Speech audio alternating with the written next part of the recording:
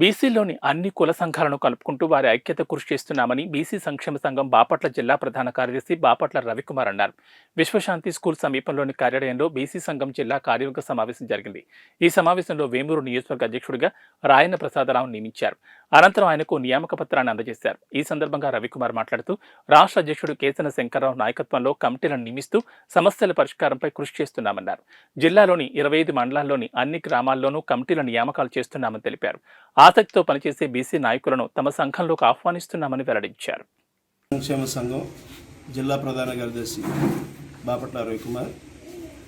బాపట్ల జిల్లాలోని బీసీల ఐక్యత కోసం బీసీ సంక్షేమ సంఘం పూర్తిగా పనిచేస్తుంది.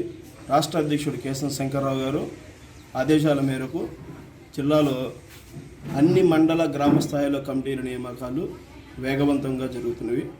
జిల్లాలో ఉన్నటువంటి 25 మండలాలు పర్యటనలు వేగవంతంగా జిల్లా కమిటీ చేస్తుంది.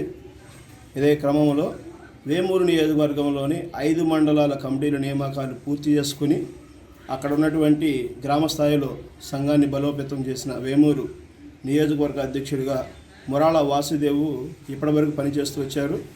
ఆయనని జిల్లా కమిటీలోకి ఆహ్వానిస్తూ మరి ఇప్పటివరకు చేసినటువంటి కార్యక్రమాల నిమిత్తం మరి ఇంకా వేగంగా చేసేందుకు మరి పల్లికోనకి చెందినటువంటి రాయన్ ప్రసాద్ గారిని వేమూరు నియోజకవర్గ అధ్యక్షుడిగా నియమించడం జరిగింది. ఈ రోజు నుంచి వేమూరు నియోజకవర్గ బాధ్యతలన్నీ కూడా మరి రాయన్ ప్రసాద్ గారు కొనసాగిస్తూ మరి కార్యక్రమాలు చేస్తూ వెళ్తూ ఉంటారు.